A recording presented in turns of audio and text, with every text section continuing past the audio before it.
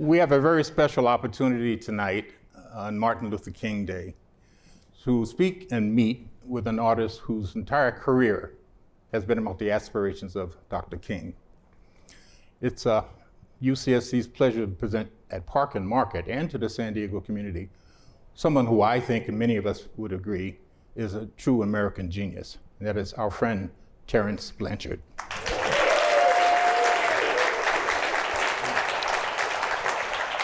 I thought, rather than just ask you a bunch of questions, I thought we'd have a conversation. And Sure. I certainly would like to wind up talking about your performance tomorrow. Give us a little heads up on that very unique ensemble. And also to talk about your operas. Sure. I had the pleasure to see. Thank you. I had the pleasure to see the premiere of Fire Up in My Bones. Yeah. And I want to hear more about that. But I'd like to start from the beginning, if you wouldn't mind. Sure. There clearly is something unique about the city of New Orleans. You're not the only genius to come out of that. And I think if we were to ask the audience, they could name the next dozen who we all have listened Families to. too. Families, exactly. Yeah. I'm the one that's the only child. You're the only child? Yeah. What is it about that city that has been sort of the breadbasket of American culture? I think part of it is the fact that we're not starstruck in New Orleans. You know, people who have come up in the world of music do so because they love music. You know, we've had so many musicians, as you guys know, that have gone on to become, you know, world-renowned musicians, very famous. But when they come home, they're just musicians. And some not so famous geniuses. Yes, exactly. As a matter of fact, you know, there were so many stories about musicians who were not from New Orleans, who would come to New Orleans to visit or play a show, and then they would wind up going and hang out and hear some other musicians and get their hearts broken. Uh-oh. You know, because they would hear some local musicians, local talent that would really on a high level. I think it really boils down to us just really having a passion for the art. And I'll put it to you like this. You know, growing up in New Orleans, when I would run into other musicians, we'd always talk about music, what you're working on. Man, I heard this guy play this. Man, this dude here, he does these things that are so unique. Those are the types of conversations I would have. When I moved to New York, it was about, they cool, but they ain't really doing this. You know what I mean? There was a negative competitive thing going on, right? Yeah. You know, and it threw me for a loop because I was so excited about moving to New York because I thought New York would be a bigger version of New Orleans, right? And when I got there and I ran into that type of attitude, it caught me off guard for a second. But what I started to realize was that attitude didn't come from the greatest musicians on the planet. You know what I mean? Yeah, I hear you. All of the greatest musicians that I ran into in New York didn't have that attitude. And then I started to realize that there had to be this separation, and we hate to think this way because we all want to put everybody on the same playing field, but you know, and Art Blakey was the one that made me start to think this way. He said, don't think like a local musician. He said, you're here to play music that goes around the world, and you're going to travel the world, and you have to be mindful of what's going on outside of your local square. But I think that's one of the things that we kind of focus on in New Orleans, you know, and I love going back home, man. Well, the few times I've been to New Orleans, New Orleans. Don't worry about that, man. That's a marketing thing, you know what I mean? yeah. You know, I grew up saying New Orleans. Everyone I met was a musician, played an instrument. Checking in at the airport, and guy behind the counter, I can't remember what airline, he was. Yeah. I saw his trumpet case lying down. Oh, of course, I'll tell you a funny story. So, Tim Jackson, who runs Monterey Jazz Fest.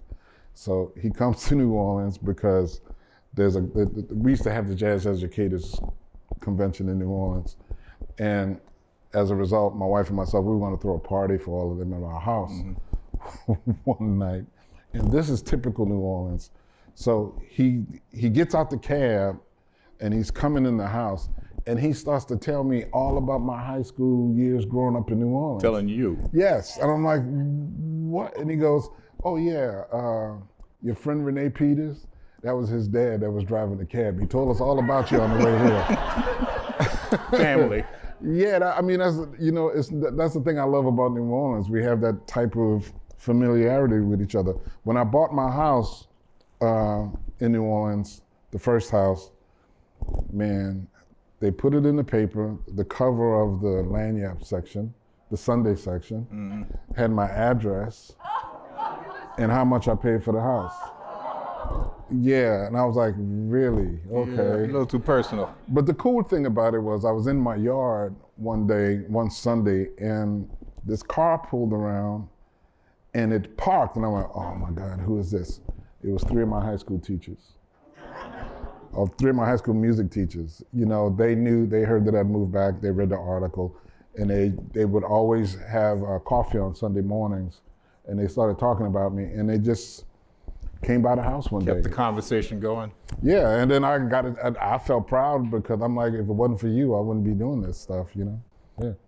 But there's something very special about that city, and it's not just the music, the food, the dress, the languages, everything. The patois. Everything.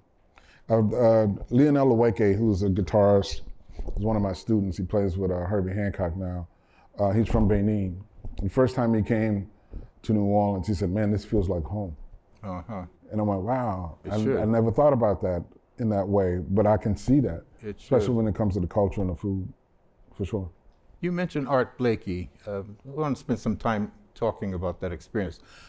But just before you played with Blakey, you had a stint with Lytle Hampton. Yeah. And you were, what, 18, 19 years old? Yeah, I was 18. That's some education. Tell me about it. You tell me about it. You tell me. Paul Jeffries. Well, I got to get when I went to school. I went to Rutgers University, and Paul Jeffries, who was the tenor player that used to play in Thelonious Monk's band, he was running the program. And when I applied, they didn't have any housing, so I wound up staying with him at his home until they found me a place to stay on campus, which I didn't stay on campus. I wound up staying in a house with these other guys. And it was interesting because he played with Lytle Hampton. Mm-hmm. And he had to do a gig. There was a couple of weeks before school started. And then he said, hey man, why don't you ride with me to the gig? Because, you know, Hamp's band always rode on the bus, on these big Greyhound buses. And he told me, bring your horn. Uh-oh. Right, that's what I was like, oh, okay. So I brought my horn. We drove from New Jersey up to New York to catch the bus to go back down to Philly, which was funny. And when I got on the bus, you know, it's one of those things, man. There was no place to sit. Every place, hey young fella, that's my seat. Move, or get out of my seat. I wound up back by the bathroom. But I wound up talking to some of the guys, and when we got to the venue, one of the trumpet players said, man, pull out your horn and play. They was getting ready for sound check, and we were just milling around. Hamp walks up behind me, and he calls everybody Champ, because he can't remember anybody's name. Hey Champ, let me hear you play blues with the piano player. So I played the blues with the piano player, and he said, I'm gonna call you for some gigs. And I was in the band the next week. That was it. Yeah, so I started touring with them, man, and Curtis Fuller was in that band, great trombone player. Frankie Dunlap, great drummer who played with Sonny Rollins, was in that band. Oliver Bena was a great trumpet player who was like my big brother in that band. They all embraced me. That was the thing that was interesting about it, man. They just took me under their wing, and I just learned a lot being in that group, you know, for about a year and a half. Yeah. So that was the sort of being brought up in the old school. Oh, definitely. I mean, Curtis Fuller, man, he would always, you young fellas want to play too many notes. He said, I want to hear you play blues right here, and don't you dare double up. 12 to the bar. Yeah, don't play no fast notes, just play the blues. And I was like, do I have to? Can I take the key? Oh my God, yeah. And then, I mean, you know, just being in that group, listening to those guys play every night, you know. Frankie Dunlap was an amazing drummer, man. There was a moment during the show he would trade with Hamp. Hamp would get on, they had a set of drums for Hamp.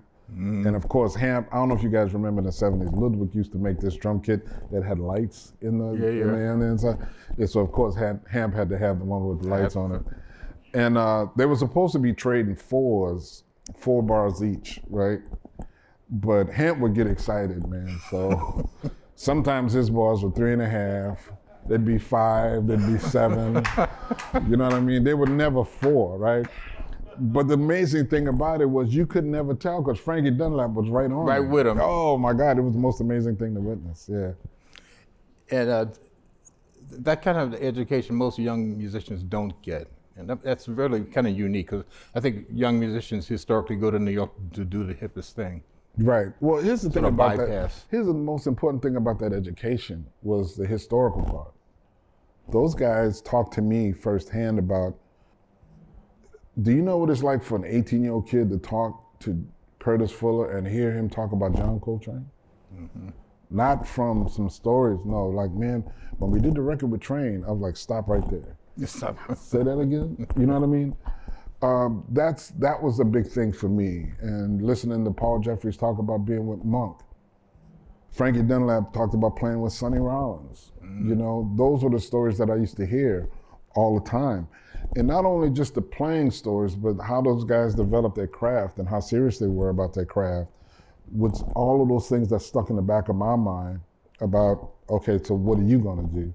Right. You know, we all heard the famous story about Sonny Rollins not feeling like he was up to the task, so he took 2 years off practice, and he was up on the bridge playing, practicing. That story in itself was something to hear firsthand. It's one thing to hear it as folklore. Or read about it. Right. But when you hear it firsthand, because Paul Jeffries and Sonny Rollins were good friends. They were really good friends, man. So I'm laughing because I was thinking about another story.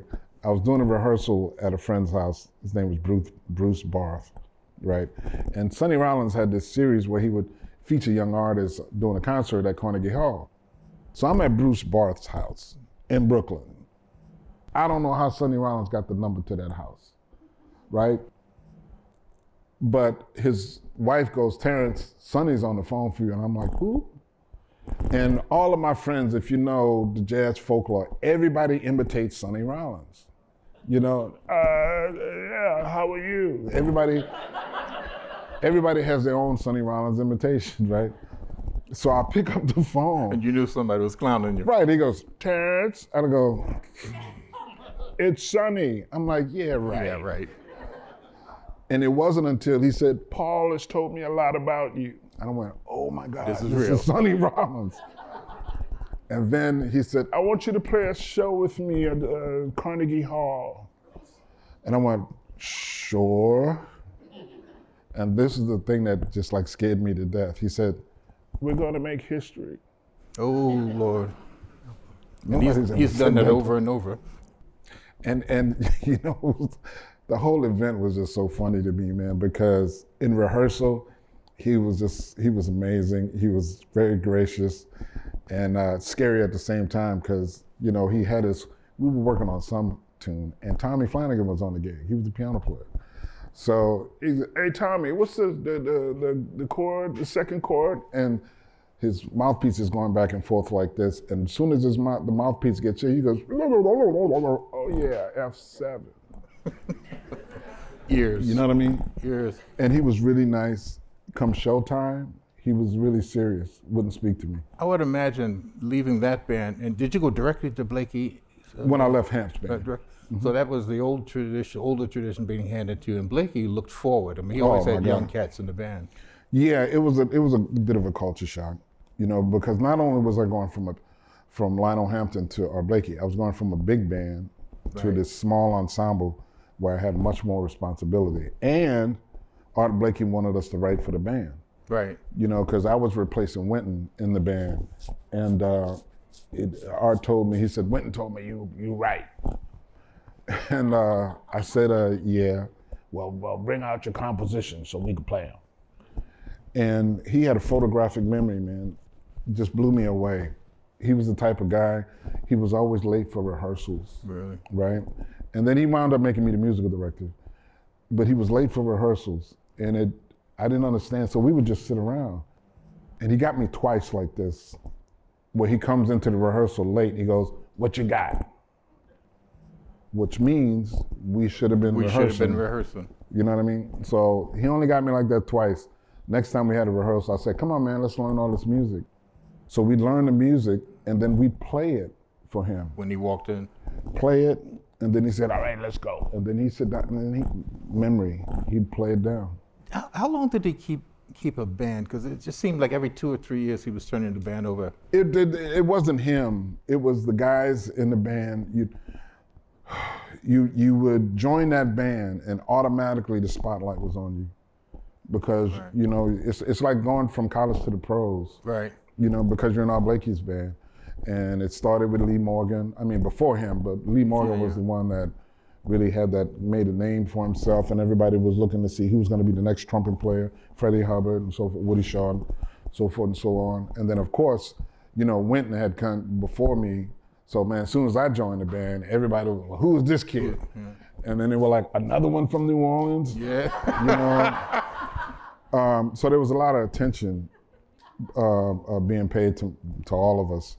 But you know, Art was really good about that though, because I'll never forget. It's one thing, I think one of the things, when you were talking about the New Orleans thing, one of the things that shifted for me was playing with Art.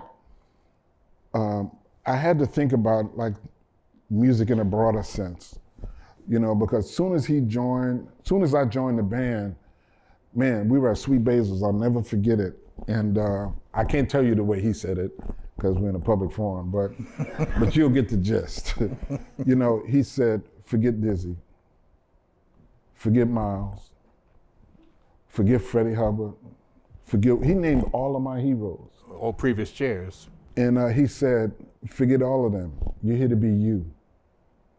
And when you leave this band, you're supposed to go get your own band, because we have to keep pushing this music forward. Branford tells a very similar story. Oh, he did it to everybody. Yeah. He did it to everybody.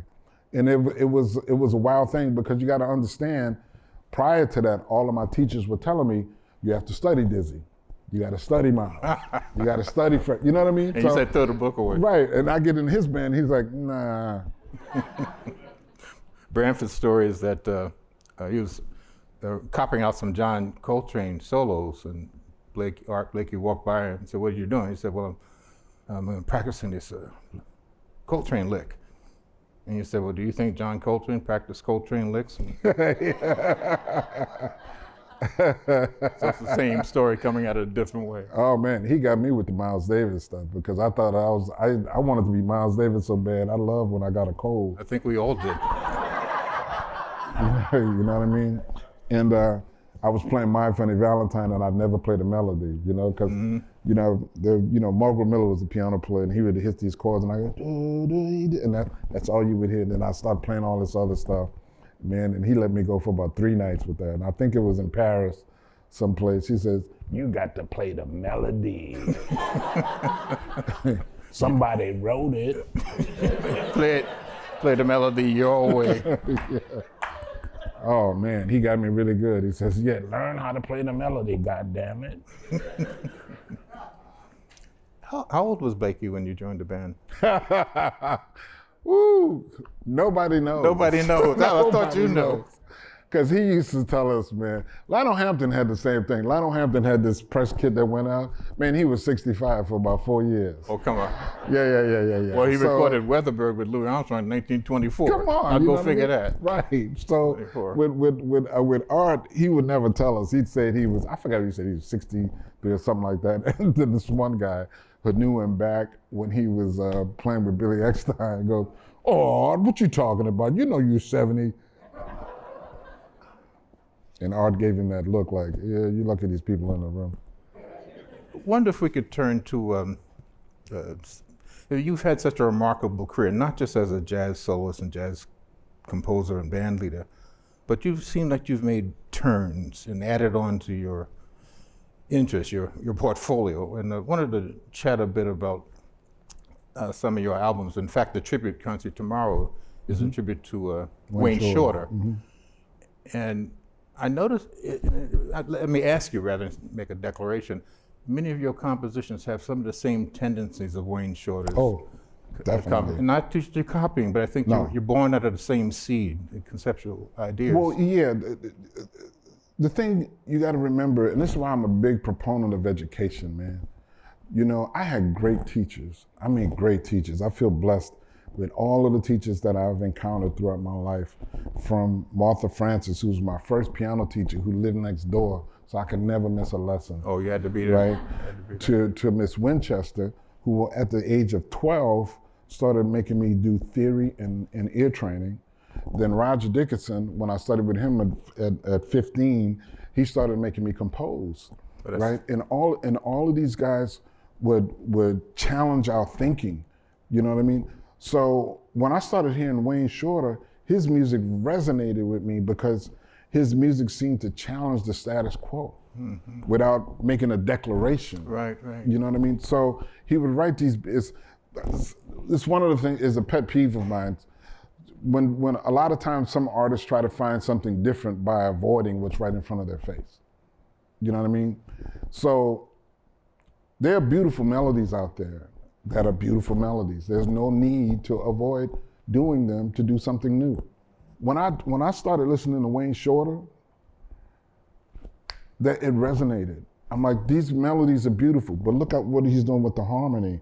Yeah. The harmony underneath is changing, you know. So I use him as a model when I'm teaching my class, man. You know, I have this whole thing that I go through with Wayne's music, and I show them. I'm like, listen, you don't have to reinvent the wheel. It's just about a little bit of a shift can bring new color and life into a situation. And here's the thing about Wayne that really blew me away, because that was the analytical and theoretical side of me breaking down Wayne's music, right?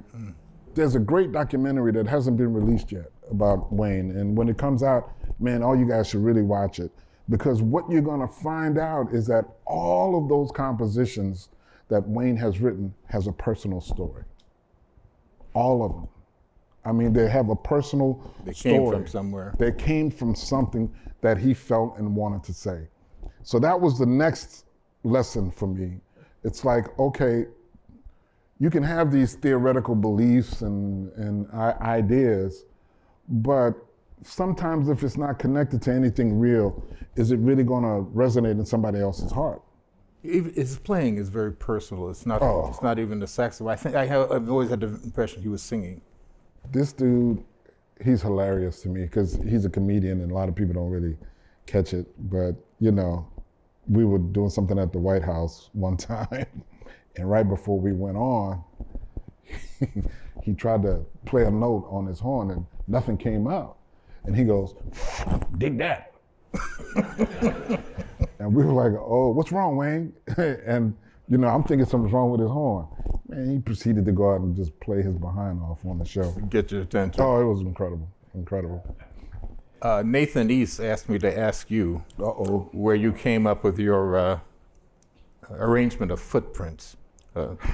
Wayne Shorter composition, which is already a very complicated composition. Yeah, well, tell Nathan I had nothing to do with it. Okay. I had nothing to do with it. You know, what happened was I had an appendicitis. And that's a story. Yeah, it was, because I was playing a gig and thought I just ate something wrong. The next thing you know, I told a guy, I said, man, I was in Fayetteville, Arkansas. I said, man, I think I need to go to the hospital. And that in itself was such a weird thing, because I'm in the ER and man, I'm in pain. My side is burning. And the doctor, the female doctor, older woman, and she came up to me and she gave me some morphine. And I said, Doc, I'm still in pain. She said, well, morphine doesn't kill the pain. It just makes you not care about the pain. So she said, but I'm gonna give you another dose. And I'm like, boom. So she did the surgery. I remember when I woke up, you know, we started talking and they said, they tell me you're a musician. I said, yeah. She said, well, who are you? So weird, Fayetteville, Arkansas, in a recovery room. She goes, well, who are some of your your favorite trumpet players? I said, oh, I love Miles Davis. And then she goes, oh, I loved his straight tone. I'm like, where the hell am I?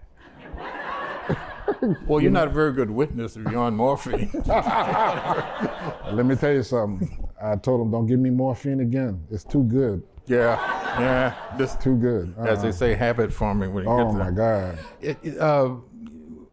what are the footprints is on? Oh, footprints. All right, so that's what I'm saying. Yeah, that's what. All right, so I had an appendicitis, but we still had a tour, right? And so what we did was we allowed the guys to finish the tour. And then I'm convalescent, I'm at home. Then I come back months later, we're playing in New York, and we've been playing Footprints. So I called Footprints, and they started playing this groove. Boom, boom, boom, boom. The Rob Glassberg? No, Eric Harlan. Eric Harlan and Aaron Parks and Derek Hodge. That was the band at the time. And I'm like, no, Footprints. And they go, yeah. That's what we find. Right. So we just kind of developed it from there. So it was. They came up with the groove, and then we started messing around with the melody. So you took an already complicated song, made it even more. And the interesting thing is that's basically blues. Yeah, it is a blues. But you know what was really funny? Wayne called me up and says, Terence, I gotta get that rhythm. So I'm singing the rhythm to him over the phone. Dun, dun, dun. It's bizarre. No, I think that the admiration for a musician of that distinction is important. I'm delighted that you're doing that tomorrow night. No, thank you. It's one of those things where I thought about it a lot, and I kept saying, we always do these things when people are not around. And I wanted to give Wayne his flowers now. Mm-hmm. I wanted to let him know what he means to us, man. Because he's meant so much to me in my life. I remember at Jazz Fest in New Orleans, he told me a story that turned my life around, man. He talked about this woman who was a classical violinist, and she would always go out for auditions, but her playing style was very aggressive and very passionate, so she would always lose the audition because she wasn't a sectional player. Right? And she got really depressed about it, and her mom called her, and her mom could hear in her voice that something was wrong. And her mom told her, she said, well, listen, baby, it takes courage to be happy. And when Wayne told me that, man, it's like one of those things, how you hit things at the right time in your life? I was struggling with this whole notion of being an artist and paying homage to the history and all of this stuff. And when he said it takes courage to be happy, what that meant to me was stop following. Be yourself. You have a vision, really go after that. And I wrote this tune, called Passionate Courage as a result of it, because it just, everything flipped. So he gave you the story. Yeah, but he always does that. I mean, Wayne is the type of guy, whenever you're around him, man, it's like a lesson, not only in life, but in music, everything. I mean, and he can just be talking about anything, but he's such a brilliant mind and person, I just love being around him. You have to watch Herbie Hancock around him, because they're best friends. Yeah. But Herbie turns into like a little kid around Wayne, because Wayne will say something and Herbie will, right. They finish each other's sentences. Yeah, oh my God. I think the best album, at least one of the best, was Crossings. Did you see the tour when they? Yeah. No, it was. We opened up for them in Arizona once when they were doing that. It was just Herbie and Wayne doing duo. Okay, when you talk about artists and like being true to yourself, when Al Gore was running for president, they had a big donor thing for him in New Orleans at the Ritz-Carlton. Okay. And I was working at the Monk Institute at the time, and we had a lot of people who were very close to the Gore campaign, being a part of the Monk Institute. So they had Herbie and Wayne Shorter come to this donor event to play duo. Now these are not jazz fans. Mm-hmm. These are political people. And though you think those dudes would water down what they did for them? No, thank you. No way. And it was funny, because I'm the only one in the room going, woo!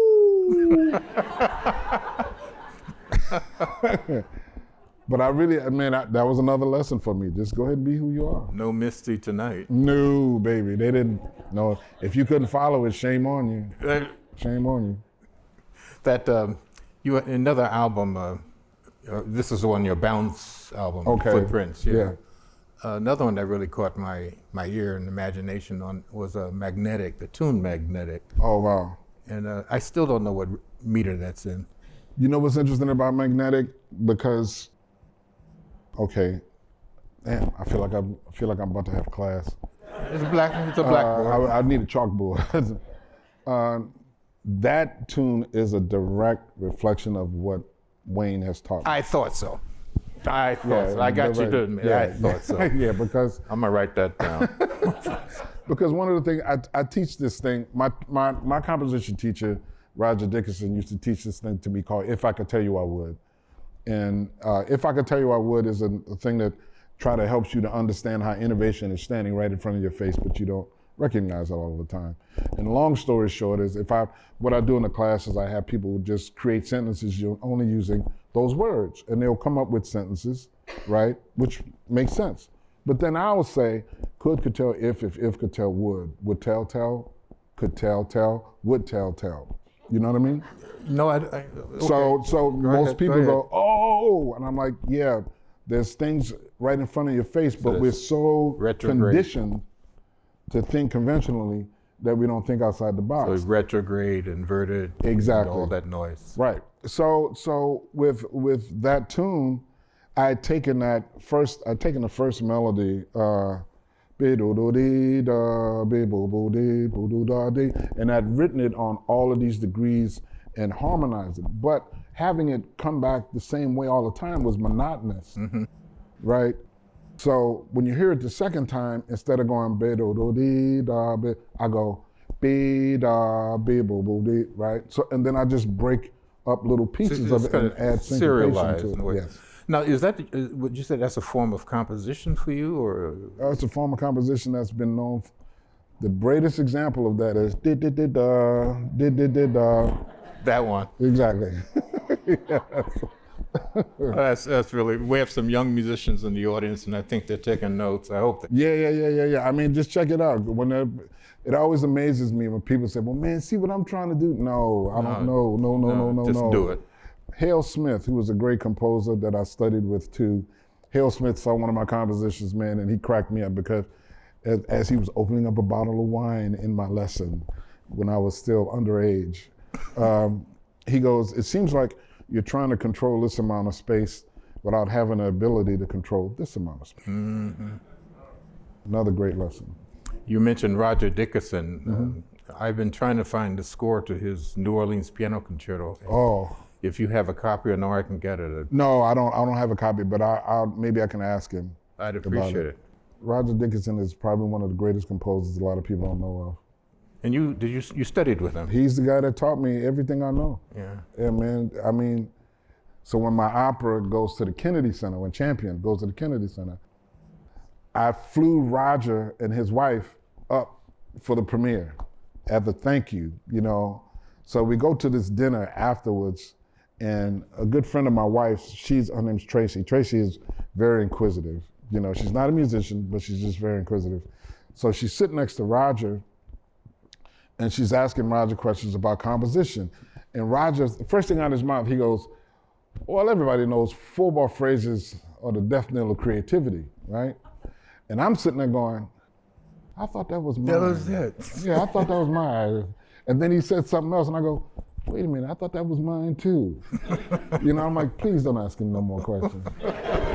So I just started to realize, like, everything that I teach and everything that I've thought about has come from him. Yeah. And he studied, his guy was Howard Swanson. Oh, really? I didn't know that. That was the guy that he studied with. So the thing and this is also the other thing that's interesting about New Orleans, you will be in contact with some very deep thinking people and not realize it because that's not the most important thing to them. You know, having a relationship, you know, having contact with people is more important to them than to prove how much knowledge they have. This may be an example, that he may be an example of what you said a little earlier, that New York is about what you've accomplished, and the New Orleans ethos is about what you can do. Oh, of course. Listen, Roger, I'm gonna tell you how important he is to me. Every major event, musical major event in my life, I called him. You know, when Spike called me to write Jungle Fever, you know, I called Roger. I said, man, I don't know what to do. I got this project, and I'm thinking Roger's gonna give me like some concrete, you know, advice. He goes, trust your training. Really, dude? What is? And when it came time to do the opera, my first opera, when I was working with our Opera Theater St. Louis, called them up. I said, Roger, these people want me to write an opera. And then his thing was, don't write opera, just tell a story. That's what you've been doing all your life? Trying to. Yeah. Well, I appreciate the comments. I've known him by reputation. And again, he's another New Orleans musician, a genius. Yes, definitely. The not famous geniuses of New Orleans. He wrote a piece called Requiem for Louis Armstrong. Yeah. And they were rehearsing it with the Baton Rouge Symphony, and he's riding back to New Orleans with the concertmaster. Concertmaster's like telling him, Roger, there's some rhythms in that piece that I think are maybe difficult for the orchestra. We may have to rethink those. And Roger goes, okay, well, that's so interesting because they're little kids who play those rhythms in the French Quarter every night. Mm-hmm. It's called syncopation. Let's turn, again, your life has had so many, your musical life has had so many marvelous reinventions. Your film writing, film score writing. Was Jungle Fever the first score you did with Spike Lee? Jungle Fever was the first score, but I had written one scene in Mo' Better Blues. That's how it all started. Okay. You know, we were doing a pre-recorded music. Spike heard me playing something on the piano and asked to use it, but we recorded it just as a solo trumpet piece, you know, and then when he got it in the editing room, it felt naked, and then he goes, hey man, you think you could write a string arrangement for it? And that's when I lied and said yes. But that's also when I called Roger. I'm like, hey, there you go. You know, what do I do? Yeah. It's good to have that angel on your shoulder. Oh man, I mean, you know, that's why I said it earlier. I know that I've been blessed. You know, the people that have been in my life along the way have all been great, great inspirations. Wait a minute, maybe I have this backwards, but I thought Spike's father, Bill Lee, had written some parts of Jungle Fever. No, not Jungle Fever. No. What was it? He had done something with maybe there's some songs in there, I can't remember, it's been so long, but I did the score for Jungle Fever.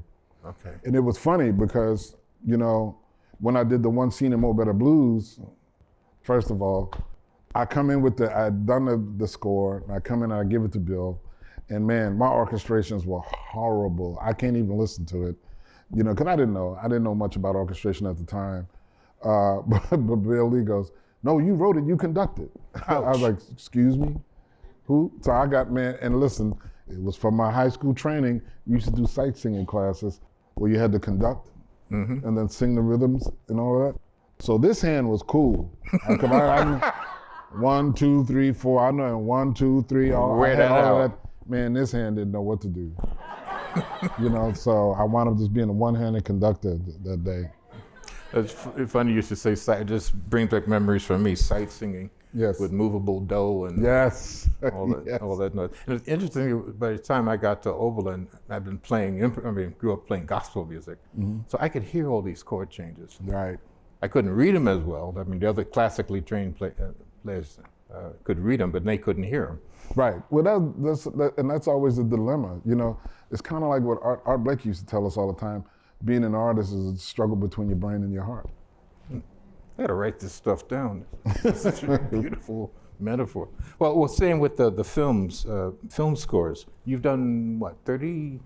I don't know. Okay, we won't worry about the number. Yeah, more than 30, that's for sure. Yeah, somewhere in there. Something I noticed about, and this maybe the propensity of Spike Lee's ear and heart, is that he tends to mix genre in an interesting way that is effective.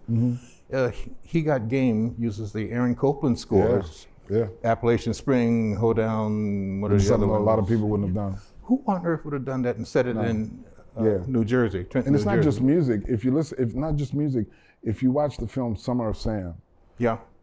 he took, I think it's Yogi Berra, they call on a baseball game. And you see David Berkowitz tracking this woman. So-and-so comes up for the pitch, and there's a swing and a miss. Right. And then the next thing you know, he moves on to somebody else. He uses that to make commentary on the scene. Yeah, so what struck me about, I mean, it's a wonderful film, and Denzel and crew in that this, it would seem jarring at first, but by the 20 minutes in, you didn't notice it, and it worked. It's interesting that It you worked. said. Yes. And it was, so he's using Aaron Copland scores and Public Enemy. Right, Juxtaposition. Exactly. And I'm about to ask you about your film, later films, about how you reacted to this kind of, his instinct to make these juxtapositions. I didn't see anything wrong with it. I thought it was brilliant because, what it did was it allowed me to think more in a universal space. And then all of those songs really put you in the space. Say that again. So, one of the things me and Spike talked about when we were doing these movies is that, this producer, made an idiotic comment about Malcolm X, about how he has to sell this movie all over the place. Well, it keyed into my mind that, okay, the music doesn't need to be genre specific because we want everybody to experience the film. So if you watch his films, the scores take on a very universal approach, to telling a story, as opposed to saying, oh, it's this period or it's Brooklyn here. And no, I allow him to do that with all of the other songs. So if you watch Inside Man, it takes on a whole different experience because he has that Indian artist, his song that opens up the film. He called it a Bollywood joint. Yes. I think.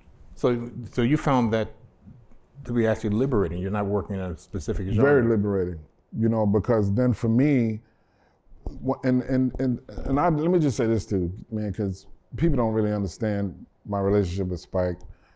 Spike is the most unique filmmaker I've ever worked with. Obviously, he's the first, but he's still the most unique in that the only thing he worries about is what is the thematic material for different characters and things like that.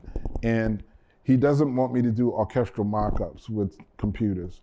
He wants to hear it on the piano.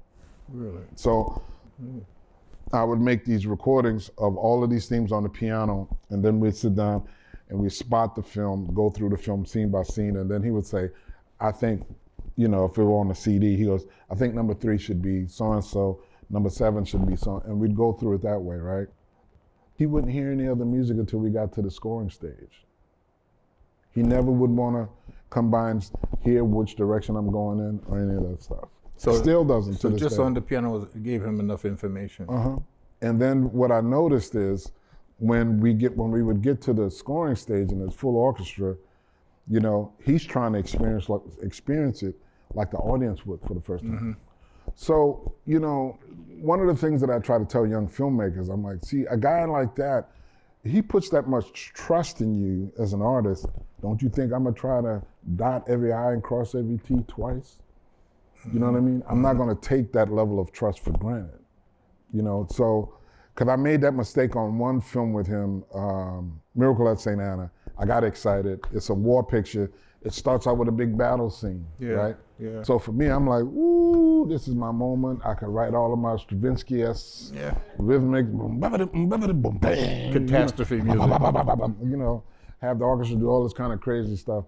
And we did that cue and he goes, nah. He says, which is kind of ironic given where my career is going now. He said, it needs to be more operatic. I just want to hit a theme, right? So he wanted the music to make commentary on the scene, not be a part of the scene. That's if I have the scene correct, it's a very complicated scene. You have Yes. Axis Sally is on the microphone talking to these black soldiers who are walking into a They're walking gunfire in the wood in the front, and one guy like, kill me now, kill me now. Kill me now. Yeah. He's freaking out, and then the other guy, Amari Hardwick, is playing one of the characters. Then all of a sudden, he gets shot, and then the action's on. And the gunfire wipes out the platoon in the water. Yeah. But what you did there was really interesting. Like I should say, you dispense with the drums and cymbal crashes and noise and things. Yeah. But you wrote this very soft, slow-moving, not dirge, but adagio. Yeah. It wasn't necessarily sad. It had a melancholy to it, but it wasn't. You know what's interesting about you saying that, man? It took a lot of patience to do that. Because, you know, I had to, back then, I'm much better at it now, but you got to remember that still was kind of in the early parts of my film career. What year is that? Oh, I can't remember. I'm bad with dates. Oh, I got it right here. Uh-oh. 2006. Okay. It came out. Okay. So I would watch scenes over and over and over again before I would even write a note. Because for me, I wanted to learn the pace of the scene, get a sense of where things shift in the scene. And with that scene, man, that scene goes on for a while with them just, and the whole idea is that they're quiet, you know, in this field. And for me, it was nerve-wracking because they're out in the open. So the music has to be as suspenseful as that moment. So I tried not to, one of the things about, you know, working with him, man, he's really brilliant at putting everything on the screen. So there's no need for me to like push any emotional buttons or anything like that. It's really just about trying to be right there with the moment with him. Well, the layers of that scene, the woman is on the microphone talking to these soldiers who are advancing who are getting ready to be wiped out. And she's saying to these black soldiers, Buffalo soldiers, you know, why you're fighting the white man's war. So there's this kind of a characterization. He's getting a message across while he's making a film about war. And they do get wiped out, except for a handful that go on. And your writing sort of predicts the pathetic situation they're in, the political situation. And that was the idea, because for me, when I first did it, I was playing up the action, the excitement of being in the middle of the firefight. First instinct. And for him, no, it was like, no, we need to make commentary on what these guys have given up for this country. You know, that was the whole idea for the entire film, actually. But once I had to redo that scene, it kind of set the tone for everything else. In fact, I think most of the score is fairly subdued and quiet. Even in the last battle scene, it's that same sense of I mean, even if you watch The Five Bloods, right? That battle scene, man, it took me 5 days to write that scene because I knew that Spike wouldn't want any action music for it, so it has to be very melodic and very thematic. Well, you know, for you guys, that could get old real quick. Yeah, you know a lot of people dying and blood. Like Gil Evans said, I can only tell you I love you once. If I tell you I love you twice, you may look at me crazy. You know, so I literally had to sit down and figure out how do I manipulate this melody and keep it interesting. You know, I forgot how long that scene is, but it felt like it went on. It's very forever. long. The feeling is very long. And isn't that the film that at the end of it, the entire members of the orchestra are listed in the credits? We did it on all of the films. Did you? Yeah, that's Spike. I'd never seen that before. I know. You still don't see it 65 member orchestra, and they're all listed, cellos, that's violins. Spike does that. Out of respect for the contribution. Man, Spike he gets a bad rap because, you know, he's a New Yorker, right? But he's an African American man, so, you know, people take what they think is hate, but it's him being a New Yorker. That's the way they talk. You know what I mean? So it's not hate. It's just the way he is. You know what I mean? I'm laughing because me and him have had like discussions. We were on our way to a Knicks game one time, and we had a discussion in the back of this car, and the dude kept looking in the mirror like something was about to go down. That's what friendship's all about, I guess. Yeah. You mentioned Five Bloods. Were there any particular challenges writing that, given that it took place in a foreign country? The challenge on that film. Because most of his films are set in the city. Yeah, but the challenge on that film was to live up to the performances by Delroy Lindo, Chadwick. Oh, yeah. You know, because when I saw it, I went, you got to remember, this is coming off of Black Klansman, right? Black Klansman was my first Oscar nomination, right? We're at the Oscar show, and the show concludes. We're just milling around in the building, and Spike goes, "I gotta go, man, because I'm flying out." I'm like, "Bruh, you just got your first Oscar, you know?" No, he says, "I'm shooting another movie," right?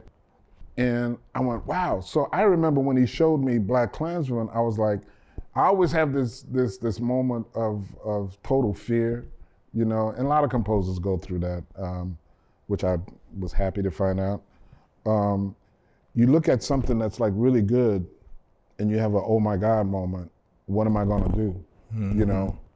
And when he showed me The Five Bloods, Delroy's performance, we were so heartbroken that he didn't get a nomination that year. I agree. Yeah, because his performance was masterful. I mean, masterful. That the thing that people don't really maybe you guys do because you're into the arts, but the general public doesn't know that you shoot these scenes out of sequence. You know what I mean? They're shot out of sequence. So when you see it together and there's this development of the character throughout the film, that means this guy is keeping track. Yeah, he's keeping track of where he is throughout the story at all times.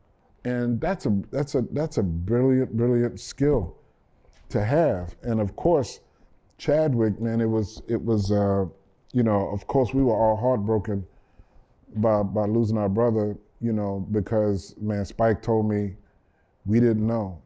He said he didn't complain. He said he was running up and down the hills, and we finished the scene, and he'd be the first one to say, let's go back to one, do it again. You know what I mean? And they developed, and you can tell, man, they developed a real brotherhood, that whole crew on the set. Because you see it in the film. Yeah. You know? And I think the challenge for me was not to get in the way of that. You know, not to get in the way of that. I remember one of the best scenes for me to work on was when they actually started to find the gold. You know, that whole thing on the hill. Yeah. Yeah. It was a lot of fun working on the entire film, but that scene was probably... Why was that particularly fun? Because it just kind of, for me, it just seemed that scene kept unfolding. Like there were things that were happening. There was little confrontations with him in the front. You think that would be the genesis, you know, the most important thing in the scene.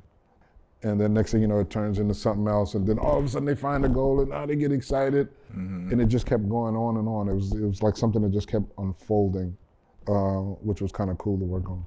So you do react to narrative, which sort of, it seems like you've had in all of these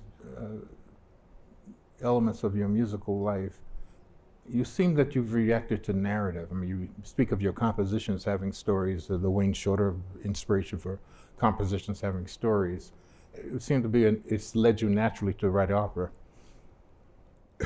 Yeah. My father was a baritone. So I heard a lot of operatic music in the house growing up, unwillingly. Was it Texaco broadcast on Saturday? No. My dad had his RCA Victor recording collection that I was not allowed to touch. Ouch. You know what I mean? You remember the records with the plastic, you know, the wax paper, and you know, you grab them out like this. You never touch the disc.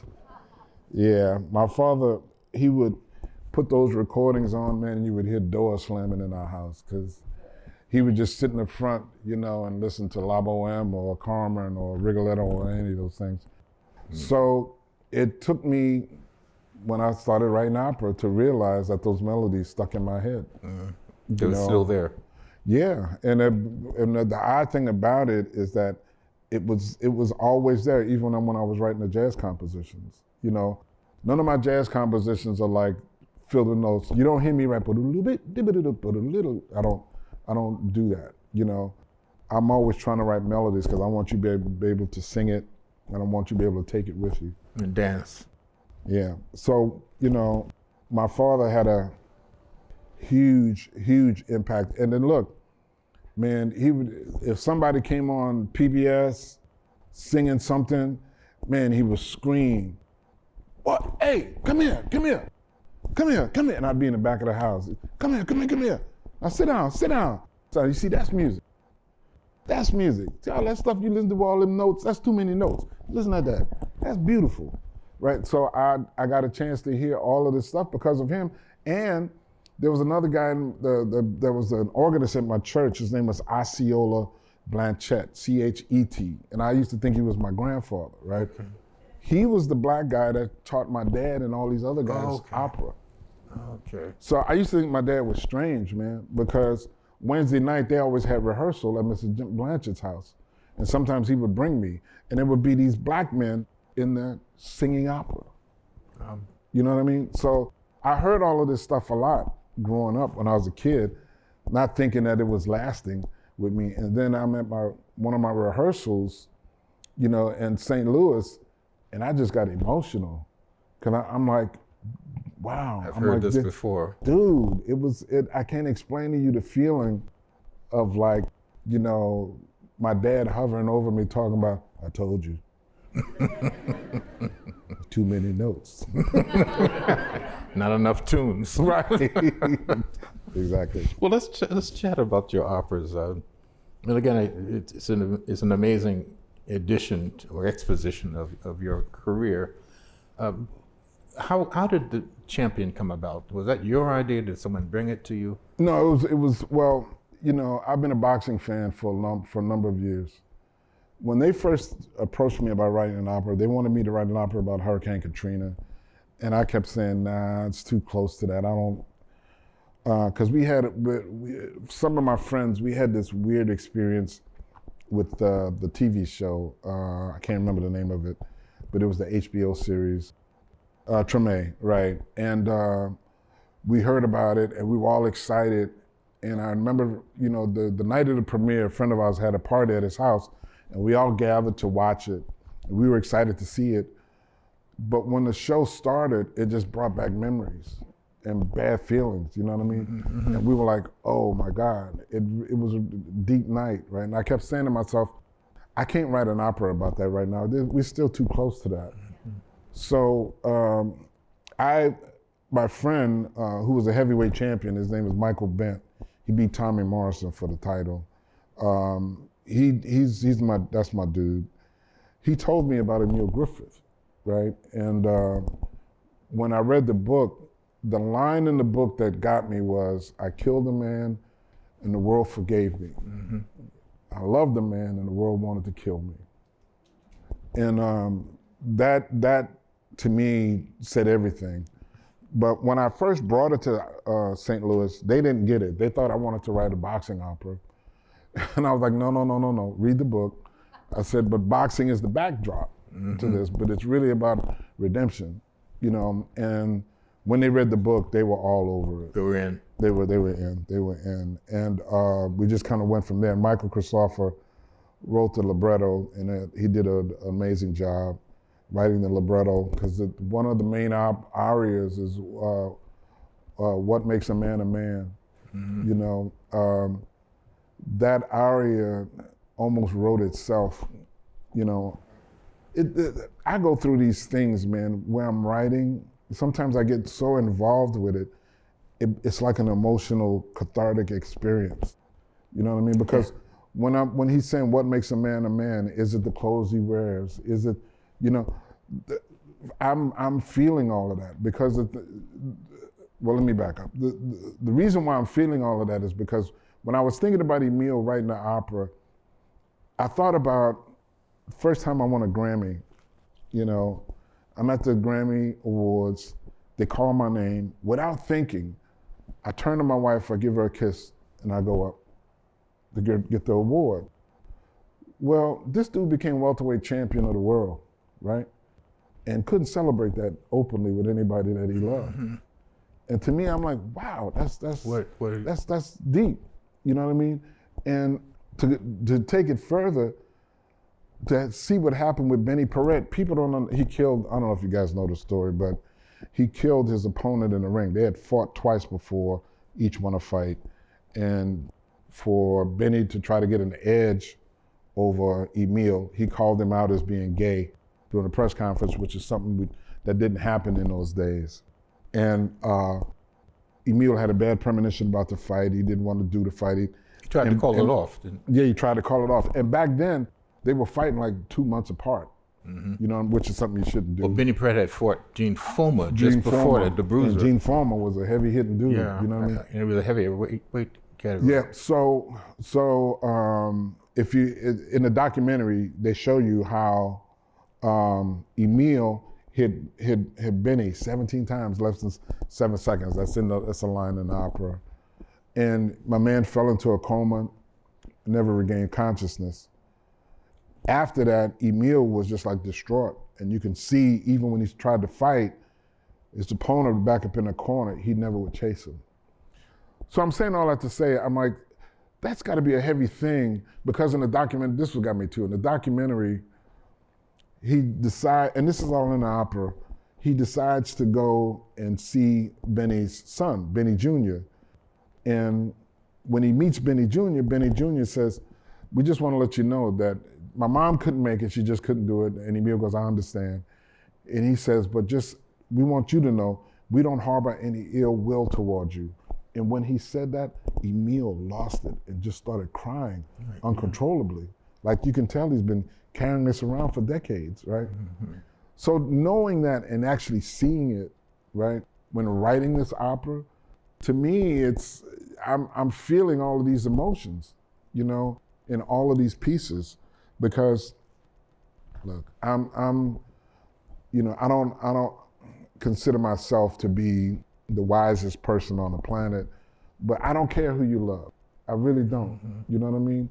I care about how you treat other people. Mm-hmm. The authenticity. You know? Yeah, I mean, you know, we're all on this planet, man. We're all trying to find our way through this, you know? Mm-hmm. So there's no need for anybody to be angry or hurtful or hateful towards somebody else just because you don't understand them.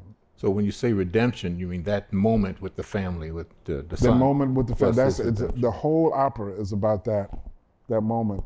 And man, when we did it, Arthur Woodley, who passed on, God rest his soul, that dude, man, I wrote the opera. Mm-hmm. It took me 3 years to write it. And whenever it got to that moment, I was a sniveling idiot. Mm-hmm. It would break me down every time, because it's, you know, it's really about, people didn't, and this is another thing, we couldn't show this in the opera, we didn't have enough time, but another thing people don't know is that they were friends. Correct. Yeah, they used to play basketball together. They didn't live too far from each other. And Emil Griffith was a singer. He had a calypso band or something, didn't he? Yeah. He was a character. Yeah. Man. He was a character. And they both were immigrants. Yes. Virgin Islands for Griffith, yes, and Cuba. And Emile was still living when we produced the opera. Yeah, but he was suffering from dementia. He was living in a nursing home. I didn't go see him. You know, some other people went to visit him. I didn't need that at that moment in time. But his son came to the performance, and Benny Perret Jr. came to the performance too. So this redemption, this Jesus moment, also plays a big part in your second opera, conceptually. Yeah. In a way. And and just for the audience's sake, Champion is going to be premiered at the New York Metropolitan Opera this coming April. Yes. 2023. Yes. Thank you. Which is the 10th year anniversary. Is that right? I keep finding out new stuff. Yeah, I didn't know that. But 2013, was it 2013 and 2023? You know what, that's right. I didn't think about that. That's right. See that? Yeah. So you got to come to San Diego more often. I need to move. So here you are 10 years later with this very powerful story, and again, how it affects you and will affect us in hearing it. Any changes you're making? Have you rethought passages? There's some changes, yes. Are you willing to tell us? No. Okay. No, I mean, we've added an aria, I think 2 arias, and then there were a lot of spoken lines in the first production that are being sung now, okay. Some little things like that. Okay. But it's not fundamentally, the storyline is not. No, it's the same opera. Okay. And that was 2013, you say it took you 5 years to write that. What about, as many of you know, Fire Shut Up in My Bones premiered at the Met. Mm-hmm. It was the opening opera of the season, mm-hmm. Featuring the first opera presented by an African American at the Met, which is going to be reprised again. Yes. So tell us about the date and timing of that. Well, I don't know. I think it's going to be in 2024. You know, man, to be honest, it still feels like a dream. It's one of those things. I've been knowing Peter Gelb for a long time because when he was at Sony Records, we did some records together. I think we did 3 records together while he was at Sony. He was also the manager for Vladimir Horowitz. Yes. Right. Mm-hmm. Yes. And then he moved on over to the Met. And even when he moved over to the Met, I never thought about having a production go to the Met. That was the furthest thing from my mind. And then he called me up. It was like that Sonny Rollins thing, He called me up, and I'm like, "What? You want what?" And he said, "Yeah, we want to do Fire Shut Up in My Bones." And I went, "Okay." And it just started to unfold because then when they made the announcement, the journalist called me and they said, "What do you feel about being the first African American?" And I'm like, "Bro, that can't be true." And he goes, "Yeah, you're the first African American." I'm like, no, not in New York. You know what I mean? The first fully staged, yeah. Yeah. Here's the thing. I was doing an interview at the Met, and somebody went and pulled out the ledger for shows. all of these things that were. William Grant Still's name is in there 3 times, right? Mm-hmm. And the commentary made about his music was disrespectful. I can imagine. It made me so angry because I'm sitting here saying, you are discounting this man's talent because he doesn't write like what you think he should write. Mm-hmm. Or stories that you think and that's the old story in the art world been that way for eons. You know what I mean? But for me, and here's the other thing too that shocked me, I got to go to look at it again because I took pictures of it. But there's some women named in the book too. And it was funny because you got to remember, I'm on camera. Got to react. Why they showing me this thing? You know what I mean? I think it was for CBS. And I was like, oh. But I'm looking at it going, wow, this is incredible. So to Peter Gelb's credit, the George Floyd thing had a huge impact on him, as like it did for most of us. And he felt like he needed to do something. So this was his moment in time. Now, as a result, even Yannick said, who's the conductor of the Metropolitan Opera, Yannick said, we have to do stories that will resonate with people's lives. Here. Yes, now. Look, when my opera champion went to New Orleans, this guy said something, man. This older black gentleman came up to me, man, and after the show, and he shook my hand and he said, "If this is opera, I'll come." That stuck with me. And I went, right. I'm like, we're the musicians. We're the ones who love the history. We're the ones who can sit down and go, yes.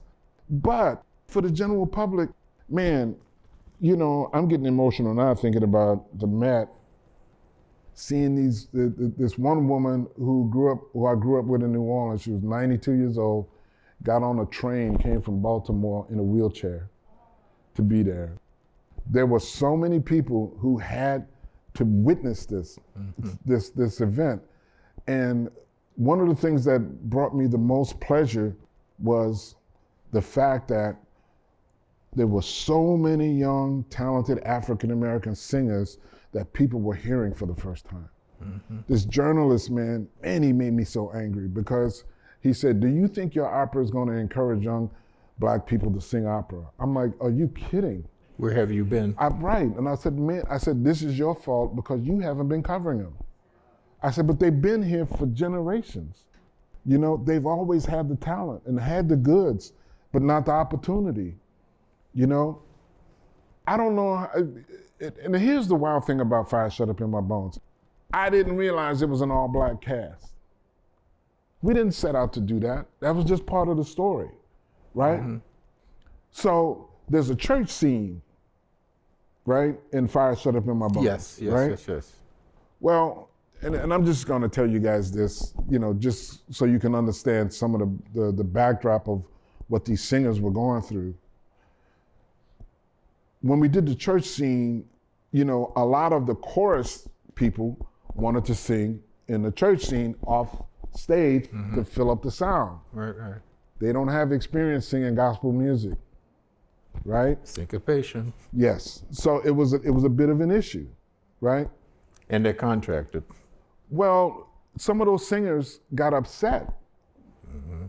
But what the singers in the production had to make them realize, this is what we go through all the time. In reverse. We go through this all the time. We're always discounted for being able to sing in productions. You know, so I'll never forget, man, when I went to Chicago Lyric, Casey Lemons, who wrote the libretto, we all went to the party after the premiere, and Casey and myself was seated at a table where we could see all of the young people, you know, in the restaurant, milling and having a good time. And one of the things we realized is that the most beautiful part of this experience was for them taking ownership of this and them being recognized for what it is they were doing. It had nothing to do with Casey or me. We just provided the vehicle for them, right? But they got up there and they did their thing. And they brought the house down for 8 performances, sold out, you know? And there wasn't a dry eye in the place. Now, you know, you can say, you know, I wrote the music. Nah. Somebody got to sing it. Because if I sang it, y'all be crying for a different reason. You're not coming back. You know what I mean? So that was the thing, you know. And I all have to tip my hat to Peter, because he was the one that made it happen, you know. And the reason why Champion is coming in now is because he caught me, you know, the night of well, it's not the night, because it was a matinee. After the last performance, I go up on stage to do a curtain call, and the curtain comes down. I turn around, and there's Peter Gell, and he goes, well, we don't want to wait, because they're commissioning me to write an opera for them. Third one. Yep. Yeah. Third one. And he said, we don't want to wait for a third opera. We want to do Champion next year, right there. And I went, okay. I mean, you know, this whole journey in the operatic world has been one that has taken me back. You know, like I said, because of my father and my relationship with him, and what this means to a community. You know, it's a powerful thing, because I know you've had experience in this. Roger Dickinson had experience in this. Hale Smith had experience in this. And these are people who are great composers whose music has never gotten heard. Not at that stage. No. So, you know, when I'm being put in this position, dude, I was at every rehearsal. I'm like, if this is gonna fall on my shoulders, we're gonna do this to the best of our ability. I'm willing to sink with the ship if it goes down. But I'm not gonna have any regrets, because there are too many people who wanted this opportunity. William Grant Still, the thing, I forgot to tell you this part. The thing that got me about the William Grant Still piece, I had just heard, what's the highway? Highways, I forgot the name of it. But I just heard his opera, that one done in St. Louis. And I'm sitting there listening to it going, wow, this is like a jazz thing. Wow, it's got all of these cool harmonic things going on. Wow, this is kind of cool. And then I get there, and some of the comments were amateurish. Didn't have the qualifications to writing proper opera. Those were the things that were said about him. And I'm like, you gotta be kidding me.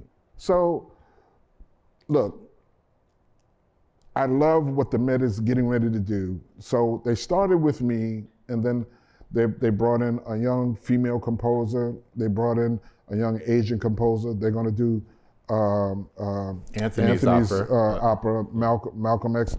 Then there was a fifth person, I can't remember. But the whole idea is to like open up the doors, you know, to do something new. Nobody loves Live Win more than me. And it brought back your father's memories. Man, bruh. I mean, you know, and it was funny because I had never seen Turandot. I had never seen Turandot live. So while I was there for my opera, Peter got me tickets for Turandot. And man, when that curtain opened, all those people, it just blew me away. I love that set, because the thing about that set deals with dimension, bro, in a way that I never saw. As a matter of fact, I kept telling Pete, I'm like, how come I don't have a set like that? I need a second line. Yeah. I need one for a second line in here. Yeah, but I hope you're thinking about, or you are documenting this process, a book. Yeah, I've heard this I mean, too. you've got to. Yeah.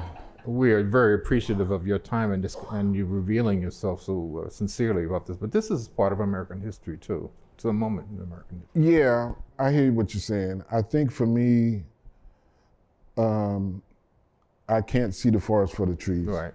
Because I'm always just trying to get better at what it is that I'm doing, because you got to remember also going into the world of opera, man, it's like a free-for-all for all of us, because they're not used to some of the jazz harmonies. I'm new to the operatic world. So we all kind of feel like fish out of water. But man, when it comes together, it just really clicks and works. And I've been falling in love with the genre, man, now in a way that I was totally not expecting, because the thing also that happens, like with Champion, with Denise, every time we did a production, man, our performance just went, every production it just climbing, kept doing this, So the same thing has been happening with Fire, and I'm very curious to see what's going to happen with Champion at the Met. But can you reveal the topic of the third opera? We don't know yet. We don't know. Yeah. Because my wife has a big role in that too. She's the one that brought Fire Shut Up in My Bones to me. Well, actually, a friend of hers showed it to her, and then she brought it to me. So we have some ideas that we're thinking about. We're mulling around. One of them, just from a music, I can't tell you the story, but just from a musical perspective, it takes place in Africa, which for me would be, there's a certain thing about that vocal music in Africa that I love, and I'm very curious about trying to explore that in the operatic world. We're looking forward to it. Mm-hmm. Well, I turn this over to our audience. We have in our presence a remarkable musician, statesman, composer, performer. You must have things you'd like to know about him. You said earlier that someone told you, don't write an opera, just tell your story. Mm-hmm. Fire Shut Up in My Bones is Charles Blow's story, but how is it also your story? Well, the reason why I love that story is because being from Louisiana, one of the things that resonated with me was the sense of rejection, just for being different. I was a kid who grew up in a neighborhood that was all about sports. And I played football, I did that. But walking to the bus stop on the weekend with my horn, going to a lesson, was not the most popular thing to do in my neighborhood. You know what I mean? Try doing it with your name, Cecil. Exactly. In Harlem. in Harlem, right? So you know exactly what I hear you. Yeah. So that's what got me about that, because the thing is, it's like, and the wild part about it, there's a part of you that tries to acquiesce because you want to be a part, but then you start to realize that's just not who I am, and thank God, because who knows what I would be doing if I'd allowed them to have that much of an effect on what it is that I wanted to do with my life. I really enjoyed hearing about your life and your background, and I want to know what you were going through at the particular time when you wrote the music for Harriet. Ooh. Wow. Writing, it's funny. Harriet and the film that I have out now, The Woman King, right? Yeah. Those are two films that made me think about the women in my life, my grandmother and my mom, strong personalities, very determined people. And if it weren't for them, I wonder what my life would be. My mom, it was always funny. I know we probably all heard this, but my mom was like, don't bring the street in my house. You know, that we act accordingly in here. We do things a different way. So there was always this notion of living up to high ideals, you know? And when I think about Harriet, that's what I thought of. Because my mom is a diminutive woman. She's not big at all, you know, which is always funny to me because if you heard me talk about it, you would think she was 12 feet tall.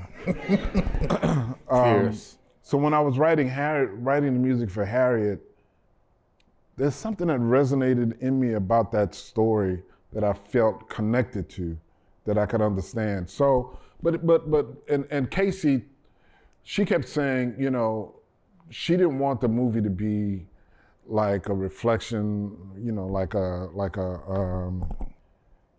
look back. You know, she said, no, I want to treat Harriet as a superhero. You know what I mean? And I really got that. So, and one of the things that burned us all a little bit was when people would call it a slave movie. Because we kept saying slavery is about the first 5 minutes of the movie. The rest of the movie is about this woman and her determination to free these people. And I wanted to write some music that would uplift, that would show her strength, but in a way that's not traditional, because I didn't want it to be masculine. I wanted it to be powerful and strong, but still have a feminine sense to it.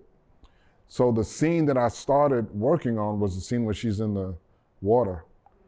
You know, and she's, you know, there's something about that scene that just resonated with me. And she stops and she starts to pray. You know, also that's one of those things, you know, that I always tell people that I feel blessed about in my career. I've gotten a chance to work on some really great projects that resonate with my life, you know, and Harriet definitely was one of them. And I thought Cynthia Erivo did an amazing job. You know, she channeled that woman. There were so many things that happened on that set. You know the scene when she's walking to freedom. Casey told me they were struggling trying to get that shot. And just as they finished that shot, the sun had gone down. And there were so many things, you know, going on that set like that where, you know, it was like what Harriet says at the end of the film, I'm going to prepare a place for you. You know, it was like she was there with all of us, you know, and I just feel blessed to be a part of it. What do you feel like was key to your development as a composer? Well, there's a couple of things. You got to be anal, you know, to be a composer, because you got to pay attention to everything. And then you have to have this inquisitive nature of how things are put together. You know, when I was a kid, me and my cousin, we were the guys that would take apart the radio to see how it works. You know what I mean? So you need to have that sense musically. So when I would listen to the Rite of Spring, right, that piece fascinated me because I could hear Hungarian folklore in the piece, right? And then when I started to really dig deep into it and then learn more about the techniques of composition, then I said, oh, that's what he did, but I don't have to do that. I could take the rhythms from New Orleans, the second line, and move those around in such a way where it can create something that's a little different. I could take the harmony that moves around. And if you notice, with the way that I write opera, excuse me, Puccini, for example, he will write a whole section of music on one tonal center, right? I took the tradition of jazz and how jazz chords move, right? And even though you may not hear those chords move like that, they're underneath. So again, it's combining what I've studied with what I feel, right? So I would say to you, don't let nobody tell you what you can't do. Really? I mean, listen, the only thing that can happen is that it can sound horrible, right? And if it sounds horrible, you just start over, right? I mean, you know, Art Blakey says something to us, and he would always make these comments just as a joke, but they would stick with us. He said, jazz was invented because somebody goofed. You know what I mean?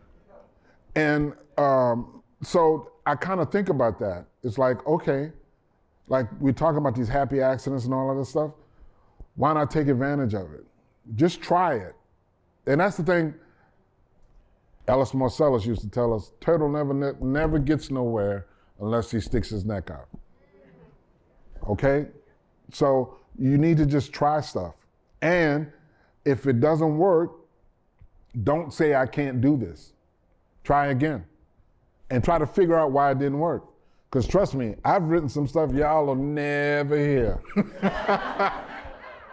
As a matter of fact, I don't hear it no more because it's in the trash bin. You know what I mean? And it was a great idea while I had it. While it was in my mind, I was like, ooh, this is gonna be killing. And then you put it down on paper and you start to play and you go, hold on, maybe I missed something. Let me try. And you go, no, it's just awful, right? So you gotta acknowledge that. The main thing that I always tell young artists is don't lie to yourself. Don't lie to yourself. You know what I mean? Man, I think that's one of the biggest deterrents to development, because people will say, oh, I could do it tomorrow. Oh man, yeah, blah, blah. No. Just constantly work. Constantly work. My daughter, my middle daughter, who's a songwriter now, but when she was a little girl, I was always in my studio, right? And, with my mixers, computers and everything. And she didn't know any better. And my studio was it wasn't the neatest studio in the place, you know what I mean, with the way I wire stuff, right? So she didn't know. She just knew that I was always in there. So when she was in elementary school and everybody was talking about what their parents did for a living, she said, my dad works on wires. Because that's what she knew me to be. That's what she saw. Right, that's what she knew me to be all the time. So I'm saying that to say is that you gotta spend time with it. You gotta spend time with it for it to give you something back. You gotta respect it. Right? So learn the craft. Make sure you learn the craft. That's number one. Don't ignore what it is that you like about music in general. All of that is valid, bro. All of that. You didn't come here dressed like anybody else. There's a reason for that. You have your own personality, right? I don't know what it is, right? But musically, I would love to find out. Well, thank you very much. Would you join me in thanking?